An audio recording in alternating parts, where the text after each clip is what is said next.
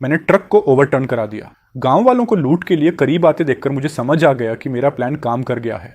ये सब इसीलिए क्योंकि 10 साल पहले मेरे पिता जिस बड़े ट्रक को चला रहे थे वो रास्ते में खड़े हुए एक कील की वजह से पंक्चर हुआ और एक भयानक एक्सीडेंट हो गया। सारे लैंप्स जो ट्रक में थे वो पास के गांव वालों ने चोरी कर लिए थे। वो कोई एक्सीडेंट नहीं था। कीलें जानबूझकर गांव वालों ने ही गाड़ी पलटवाने के लिए रखी थी ताकि उन्हें फैट लैंप्स लूटने का मौका मिल सके। मेरी मां ने उन्हें कोर्ट में घसीटना चाहा, लेकिन गांव वाले विक्टिम बनने का नाटक कर गए और सुनने को तैयार ही नहीं हुए। पुलिस भी कुछ नहीं कर पाई। केस बंद करना पड़ा। 10 साल बीत गए। वक्त लिटरली पलक झपकते उड़ गया। मैंने फिर से वही बड़ा ट्रक चलाया और उस पुराने गांव के पास से गुजरा। लेकिन इस बार भले ही ट्रक में आम दिखने वाले ऑक्टोपस लगे हों, असल में ये ब्लू रिंग्ड ऑक्टोपस थे, बेहद जहरीले। मैं जानबूझकर गांव से कुछ किलोमीटर पहले रुककर आराम करने लगा। तभी एक बूढ़ा आदमी मुझसे बड़े जोश से मिलने आया। जवान, ये माल कहाँ ले जा रहे हो? कैपिटल सिटी, एक लग्जरी होटल में ऑक्टोपस सशिमी देने। ये सुनकर बूढ़ा जोर से हंस पड़ा। ये वही बूढ़ा था जिसे मैंने 10 साल पहले अपने पिता की डेड बॉडी उठाते वक्त देखा था। अगर उस वक्त उसने बीच रास्ते में आकर मेरे पिता को गांव की तरफ ना घुमाया होता तो आज ये सब न हुआ होता। उसकी नज़र मेरे ऑक्टोपस वाले ट्रक पर गई और उसका एक्सप्रेशन और भी लालची हो गया। आगे की हाईवे बंद है, मैं तुम्हें नेशनल रोड से ले चलता हूँ। शॉर्ट पड़ेगी, मेरा घर रास्ते में ही है, मुझे भी साथ ले चलना। एक और अनलकी इंसान उसके ट्रैप में फंस चुका था। ये पूरा प्रोसेस मुझे अच्छी तरह पता था। वो 20 साल से यही गंदा खेल खेल रहा था। न जाने कितने ट्रक ड्राइवर्स की जिंदगी उसने तबाह कर दी थी, लेकिन उसे कोई अंदाजा नहीं था कि इस बार मैं तैयार होकर आया हूँ। मैंने आने से पहले बाकी विक्टिम्स के परिवारों के साथ मिलकर पूरा प्लान सेट किया था। एक दूसरा बड़ा ट्रक भी अरेंज किया गया था। जैसे ही मैं गांव में घुसूंगा वो लिकर का माल लेकर पीछे पीछे आएगा। थैंक्स सर, जल्दी बैठ जाइए। बूढ़ा ट्रक में ऐसे चढ़ गया जैसे अपना ही घर हो। छुपकर उसने फोन निकालकर बाकी गांव वालों को मैसेज भेजा कि लूट के लिए तैयार रहें। जवान, ये किस तरह के ऑक्टोपस हैं? इनके शरीर पर ब्लू सर्कल्स हैं, पहले कभी नहीं देखे। सर, इंपोर्टेड वैरायटी है। कैपिटल वाले बड़े होटल्स में सिर्फ साशिमी बनाने के लिए इस्तेमाल होते हैं, आम लोग अफोर्ड नहीं कर सकते। वाह, मतलब बहुत फ्रेश और डिलीशियस होंगे, तभी शहर वालों की स्किन इतनी वाइट होती है। और ये ऑक्टोपस कच्चा भी खाया जाता है। बूढ़े के दिमाग में पहले से ट्रक ओवरटर्न होने और माल लूट करने की इमेजेस घूमने लगी। एक्साइटमेंट इतनी कि मुस्कान दब नहीं रही थी और उसे बिल्कुल ध्यान नहीं था कि ट्रक पर बड़े बड़े अक्षरों में लिखा था, खतरनाक सामान, सेवन मना है। ट्रक गांव के अंदर घुस गया। ठीक उसी वक्त बूढ़ा अचानक पेट पकड़कर चीखने लगा। पेट में दर्द हो रहा है, मुझे बाथरूम जाना है, मुझे नीचे उतार दो, मैं खुद वापस आ जाऊंगा। गांव वालों को उसने पहले ही ट्रैप लगाने बोल दिया था। ये बाथरूम का बहाना बस इसलिए था कि ट्रक पलटने पर वो खुद फंसे ना, लेकिन मैं उसे इतनी आसानी से जाने देने वाला नहीं था। बस थोड़ी दूर प्रोडक्शन सेंटर पर पहुंचकर उतार दूंगा। मैंने स्पीड बढ़ा दी। बूढ़ा डर से कांपने लगा। अगर मैं ट्रक में ही पोटी कर दूंगा तो बदबू फैल जाएगी, कोई साफ नहीं करेगा। डोंट वरी सर, ट्रकर्स को आदत है। आपके सीट के नीचे एक पोटी बाउल रखा है, मैं भी इसी का इस्तेमाल करता हूं। ट्रक रोको। आगे निकल गए। मेरा घर उस तरफ है, मुझे उतरने दो। बूढ़ा घबराहट में पागल होने लगा। उसने हैमर उठाकर खिड़की पर मारना शुरू किया, लेकिन कांच एक खरोंच तक नहीं ले पाया। सर, ये ग्लास नहीं टूटेगा, ये custom made bullet proof glass है, अभी ही लगवाया है, कृपा करके इसे मत तोड़िए, गांव पहुंचते ही उतार दूंगा। गॉड प्लीज ट्रक रोको, मुझे उतरने दो, मैं तो बस 89 साल का हूं, अभी बहुत जीना है। क्यों उतरें सर? डोंट वरी, मैं बहुत अच्छा ड्राइवर हूं। आगे मैंने भी ट्रैप तैयार करवाया है, बिल्कुल उसी तरह जैसे तुमने किया था। जब वक्त आएगा ट्रक खुद पलट जाएगा और हम दोनों मर जाएंगे। ये अब भी क्यों बता रहे हो? अचानक ट्रक आगे रखे मिट्टी के ढेर से टकराया। आगे का टायर उछला और सीधा उसी कील पर गया जो ट्रैप के लिए लगाई गई थी। अगले ही पल ट्रक बाईं तरफ डेंजरसली टिल्ट होने लगा। मैंने स्टीयरिंग मोड़ा, ब्रेक्स दबाए, बट यूजलेस। ट्रक सीधा बगल की दुकान में घुस गया। एक झटके में मुझे लगा जैसे मेरे अंदरूनी ऑर्गन हिल गए हों। शुक्र है मैंने एंटी इम्पैक्ट जैकेट पहन रखा था, नहीं तो इसी टक्कर में मर जाता। मैंने बगल में देखा, बूढ़ा इनर्शिया के साथ विंडशील्ड पर जा टकराया था। उसका शरीर चोटों से भरा हुआ था। जल्दी 120 को कॉल करो। बूढ़े ने फोन उठाया, लेकिन पुलिस को कॉल करने की उसकी हिम्मत नहीं थी, क्योंकि उसके फोन में एविडेंस था कि वही इन्फॉर्मर था। लेकिन हेड कंकशन की वजह से उसकी नज़र धुंधली हो रही थी, चक्कर आ रहे थे और डिलीट बटन पहचान भी नहीं पा रहा था। आप ठीक तो हैं? क्या आपको हॉस्पिटल ले चलूं? मैंने मौका देखकर उसके हाथ से फोन छीन लिया। इतनी क्रूशियल एविडेंस, मैं कैसे उसे डिलीट करने देता? अचानक मेरे चारों तरफ भागते भागते कदमों की आवाज गूंजी। गांव वाले हर कोई अपनी बैम्बू टोकरी लेकर जमीन पर रेंग रहे पलपोस के लिए एक दूसरे से दीवानों की तरह लड़ने लगे। यह देखकर मैंने पूरी ताकत से चिल्लाया, प्लीज पुलिस को बुलाओ, नहीं तो ये बुजुर्ग आदमी तो। एक बूढ़ी औरत ने मुझे बीच में ही काट दिया, और हम तुम्हारे लिए पुलिस क्यों बुलाएं? मेरे बूढ़े ने कह दिया है, ये पल्पोस हाई सोसाइटी का रॉयल खाना है, बड़े टेस्टी होते हैं।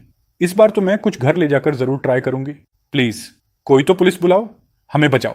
हम बूढ़ियाओं इन फोन वोन को चलाना नहीं जानती, अगर निकाल सकता है तो खुद ही निकल जा।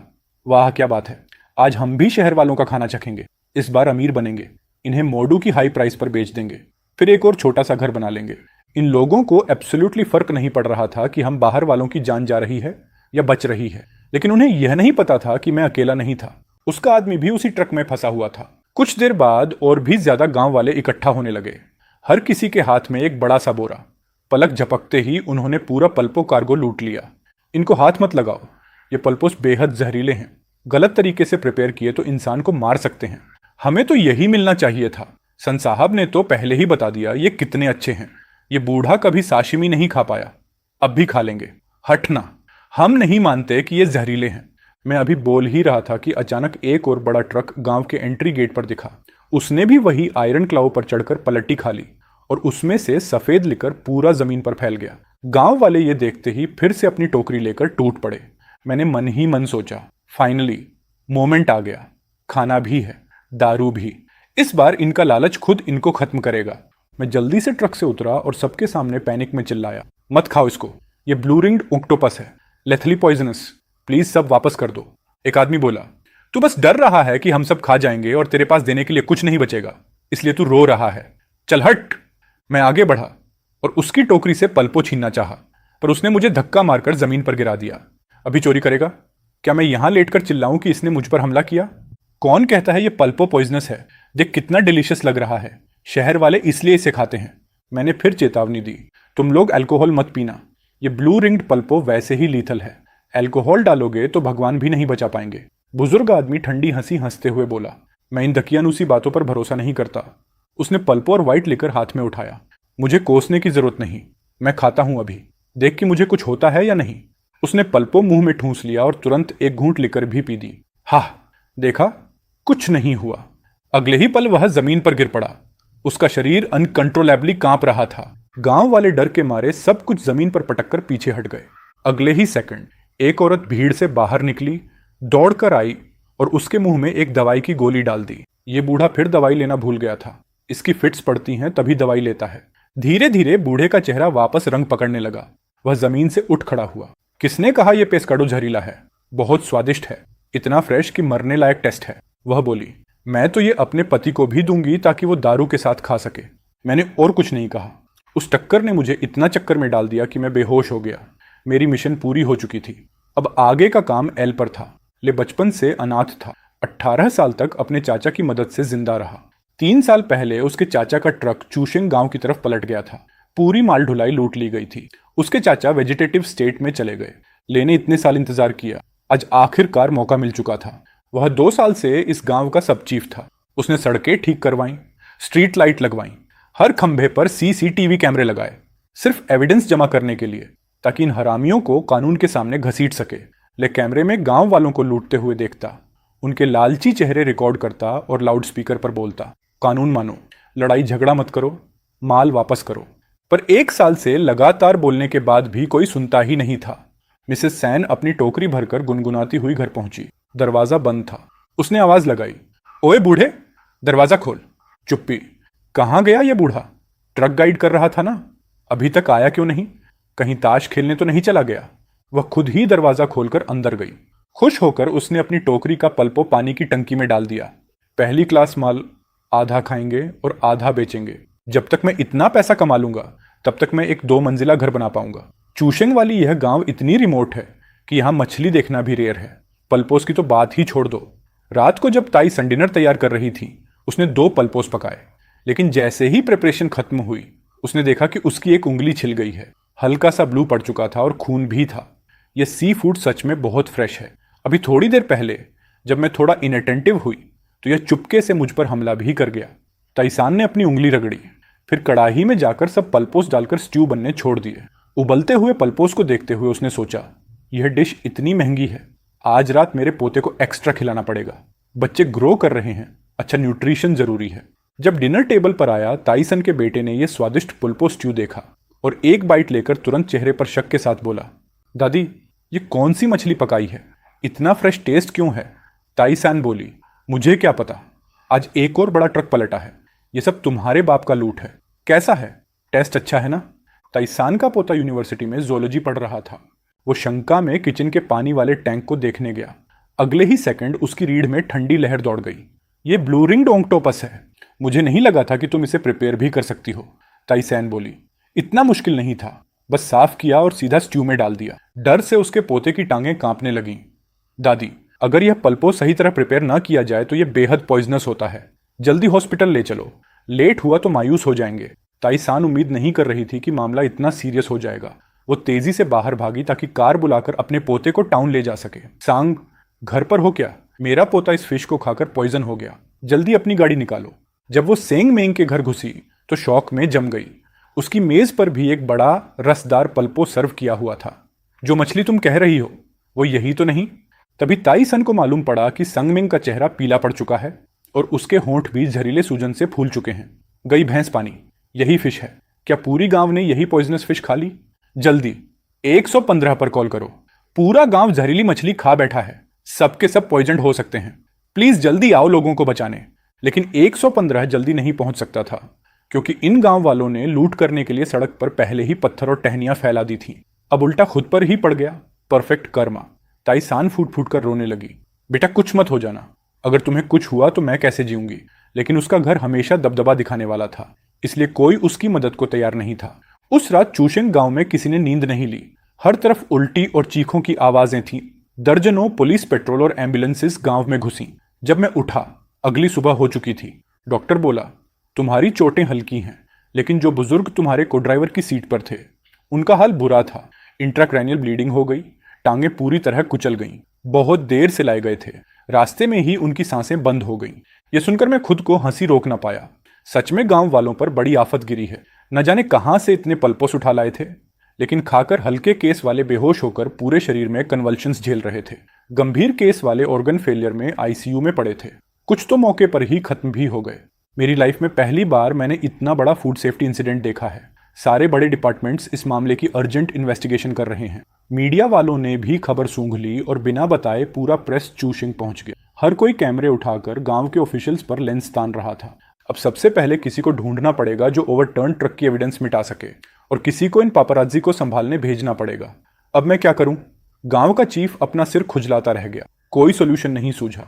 तभी अचानक गांव में बड़ा आग लग गया। किसी को पता नहीं था किसने लगाई। कमजोर गांव वालों में इस आग ने और चोटें बढ़ा दी। मैंने ऊपर देखा और मन में बोला, भगवान की कसम, कौन सा गार्डियन एंजल मेरी तरफ से बदला लेने आ गया है? पल्पो को अल्कोहल में ग्रिल करने का idea, even Saturn wouldn't imagine it. मैं हंसी रोक नहीं पाया। अचानक अस्पताल के मेन गेट को जोर से खोला गया और एक पुलिस ऑफिसर मेरे सामने आ खड़ा हुआ। हेलो, प्रोसीजर के हिसाब से हमें आपकी स्टेटमेंट चाहिए। पूछो जो पूछना है, मैं पूरा कोऑपरेशन दूंगा। हमारी जांच में पता चला कि आपको यह रास्ता लेना नहीं चाहिए था। एक्सीडेंट के वक्त तुमने अचानक राउट क्यों बदला? जानबूझकर नहीं किया। को ड्राइवर वाले अंकल ने कहा था कि हाईवे बंद है और यह वाला रास्ता फास्ट है। वो यह भी चाहता था कि मैं उसे उसके घर ड्रॉप कर दूं। मेरा फोन मिल गया होगा ना? मैं अपनी जिंदगी रिकॉर्ड करना पसंद करता हूं, इसलिए जैसे ही अंकल कार में बैठे मैंने वीडियो मोड ऑन कर दिया था। Everything is recorded. पुलिस बोला, हमें तुम्हारा फोन मिल गया है, केस थोड़ा डैमेज है और अंदर पानी चला गया है। हमारा टेक्निकल डिपार्टमेंट डेटा रिकवर करने की कोशिश कर रहा है। गुड, इससे कम से कम मुझे गलत नहीं ठहराएंगे और वो अंकल भी बचकर नहीं जाएगा। हम इन्वेस्टिगेशन आगे बढ़ाएंगे। हम किसी भी सस्पेक्ट को भागने नहीं देंगे। उन्होंने उस सिन्योर का फोन भी ढूंढ लिया। तभी मुझे याद आया कि जिस मोमेंट वो सिन्योर मेरी गाड़ी में बैठा था वो अपना फोन हाथ से छोड़ ही नहीं रहा था, जैसे किसी को रिपोर्ट कर रहा हो। यही तो केस की असली की है। अभी अभी हमारी टीम ने कॉल किया है। कहते हैं कि एक्सीडेंट के बाद उसके फोन में कुछ मैसेजेस मिले हैं जो वो डिलीट नहीं कर पाया। मैसेजेस में उसने अपना ट्रक नंबर किसी और को भेजा था कि उसका कैमियन किस टाइम चूशेंग गांव से गुजरेगा, और फिर दूसरों को इंस्ट्रक्ट कर रहा था कि रास्ते पर नेल्स बिछाओ और जगह जगह ट्रेंचेस खोदो।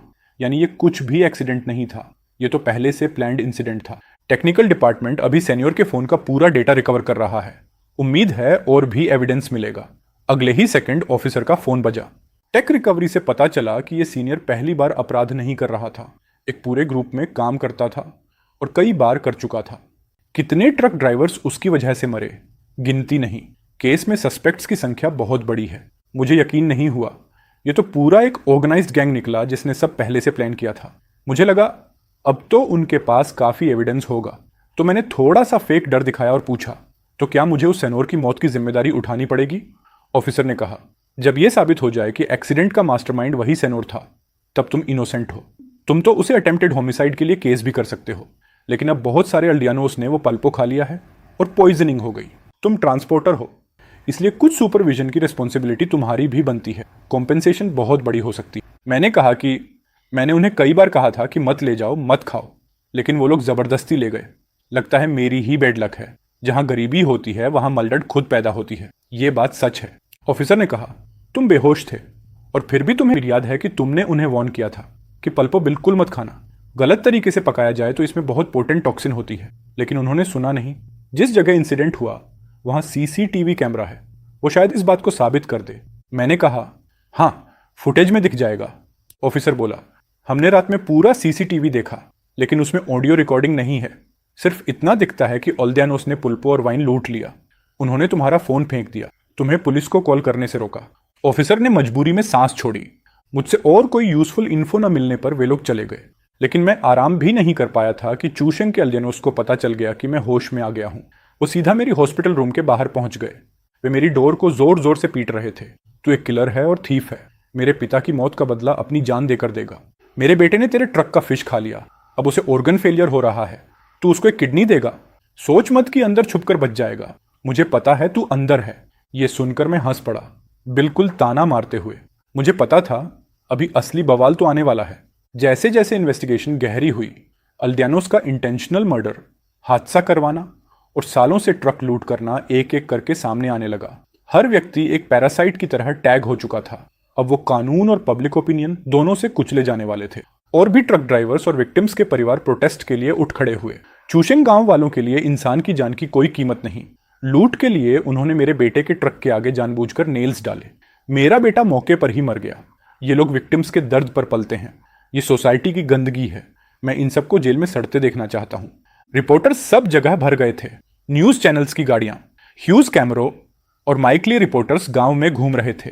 ड्यू टू मैस कैजुअल्टीज चूशेंग के अल्दियानोस को पब्लिक ट्रायल में पेश किया जाएगा। केस खुलते ही कई अल्दियानोस गांव छोड़कर भागने लगे, लेकिन सब पकड़े गए और पुलिस स्टेशन ले जाए गए। इंसिडेंट को 10 दिन बीत चुके थे। पूरा गांव रिमांड में था, लेकिन एक एक्सेप्शन था, गांव का सब चीफ ली किंग। वो बाहर का आदमी था और हर घटना में उसने अपनी कैमरा से वीडियो प्रूफ रिकॉर्ड किया था। उसे एक विसल ब्लोअर माना गया जिसने जस्टिस में मदद की। मैं ये न्यूज अपने फोन पर देखकर हंस रहा था, एक सेटिस्फैक्शन वाली स्माइल के साथ। लेकिन तभी पुलिस फिर मुझे लेने आ गई। इस बार मुझे सीधे इंट्रोगेशन रूम ले जाया गया। ऑफिसर ने कहा, किसी ने तुम्हें विक्टिम्स के परिवार के साथ मिलते देखा है।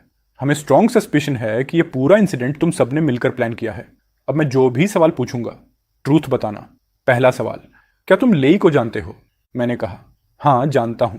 मैं और एक विक्टिम का रिलेटिव दोस्त हैं। जब हम साथ थे, सेन्योर ली भी वहीं मौजूद था। ऑफिसर ने दबी आवाज में कहा, तुम झूठ बोल रहे हो। हमारी इन्वेस्टिगेशन कहती है कि कुछ साल पहले तुम्हारे पिता भी एक रोड एक्सीडेंट में मारे गए थे। वो भी अल्डिया चूशेंग में ही मरा था। इसलिए मैं इतना कह सकता हूं कि तुम्हारा ट्रक ओवरटर्न होना एक्सीडेंट नहीं था, बल्कि तुम लोगों का रिवेंज प्लान था। पुल्पो और वाइन ही वो मर्डर वेपन थे जो तुमने यूज किए। तुम्हें पता है इस एक्ट का मतलब क्या होता है?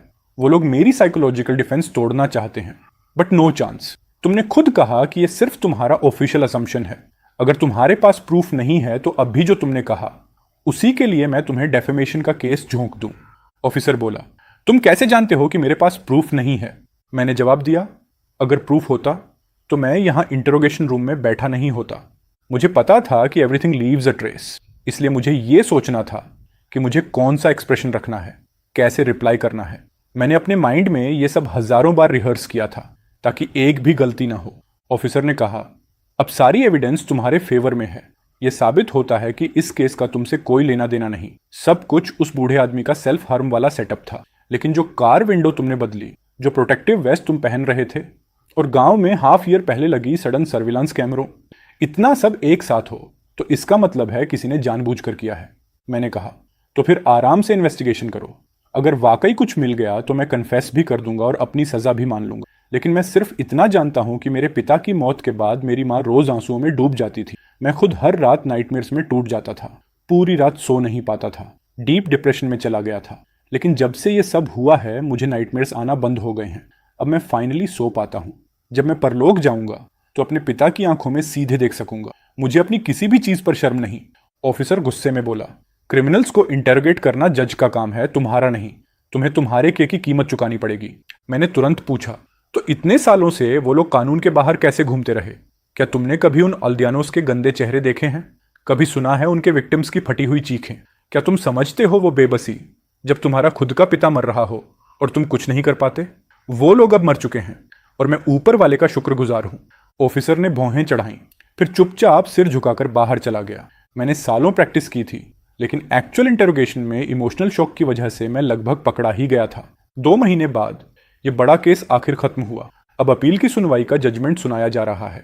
कोर्ट ने साफ कर दिया कि फर्स्ट इंस्टेंस कोर्ट की जांच में यह साबित हुआ कि सेन्योर सान की मौत और ओल्डियानोस के पॉइजनिंग में लीकिंग की कोई डायरेक्ट जिम्मेदारी नहीं है। फैक्ट्स बिल्कुल क्लियर हैं।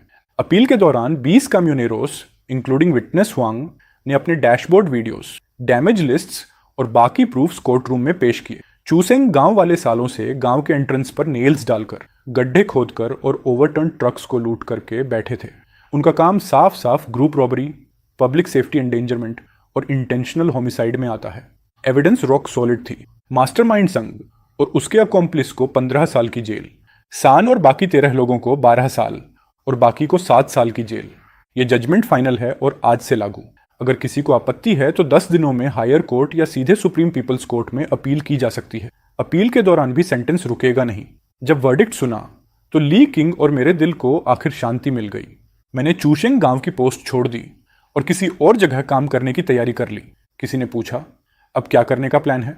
मैंने कहा, ट्रक चलाता रहूंगा और अगर दोबारा वो रूट लेना पड़ा तो अब निश्चिंत रहना, कोई रास्ता ब्लॉक करने की हिम्मत नहीं करेगा। ऑफकोर्स मैं उस रूट पर जाऊंगा। देखना चाहता हूं कि ये शांत दिखने वाला चूशेंग गांव अब भी कोई डार्क सच्चाई छुपाता है या नहीं। और फ्यूचर ट्रक ड्राइवर्स को यह मैसेज देने के लिए जस्टिस कभी नहीं मरती। डार्केस्ट कॉर्नर्स में भी एक दिन सनलाइट जरूर आती है। चूशेंग गांव की सारी बुराई मिटा दी गई थी, लेकिन जैसा मैंने कहा, इस सिटी में अभी भी कुछ लोग शेडोज में जीते हैं, जो इस शहर को अराजकता में धकेलना चाहते हैं और सबको अंधेरे में डुबो देना चाहते हैं।